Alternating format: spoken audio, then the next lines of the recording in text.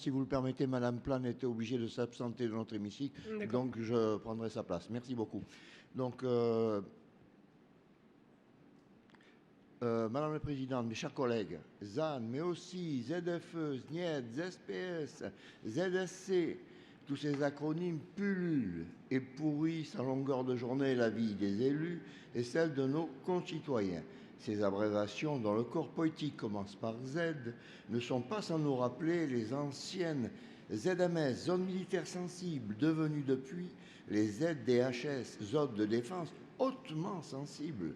Qu'ils sont doux à l'oreille pour les technocrates, ces mots débutant par Z, mais qu'ils sont rudes à entendre pour nos concitoyens, car ils résonnent comme des privations de liberté, des négations de la propriété bien souvent, contraires aux principes de notre Déclaration des droits de l'homme et du citoyen de 1789, auxquels nous sommes bien entendu tous très attachés. Pour le bon développement de notre société et de notre pays, il était nécessaire de mettre en œuvre un juste retour à une forme de sobriété foncière. L'ivresse des mètres carrés des 50 dernières années, où les grandes surfaces poussaient comme des champignons à la lisière des villes, devait prendre fin. Cette valeur conservatrice, nous la partageons absolument.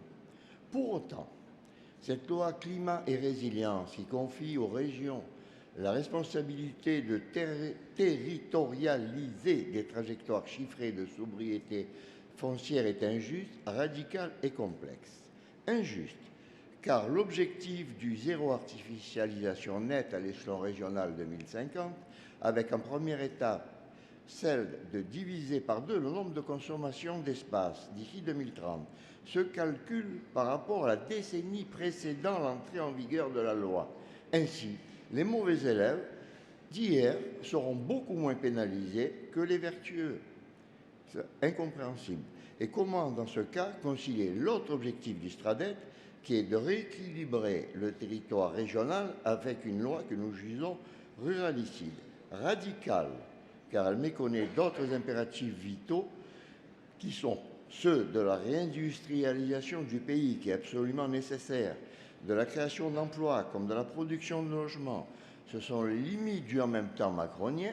Vous-même n'échappez pas, Madame la Présidente, à cette contradiction, puisque lors de cette plénière, vous mettez à l'ordre du jour 2 rapports qui concernent l'accompagnement de la production de logements et le développement de la filière BTP.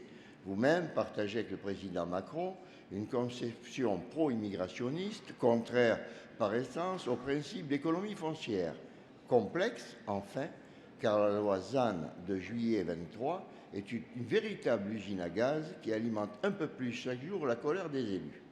Alors nous ne cautionnerons donc pas ni la méthodologie ni les restrictions drastiques et injustes qui en découlent.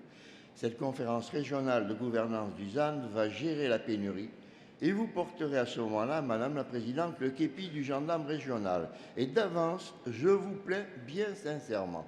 Je vous remercie infiniment.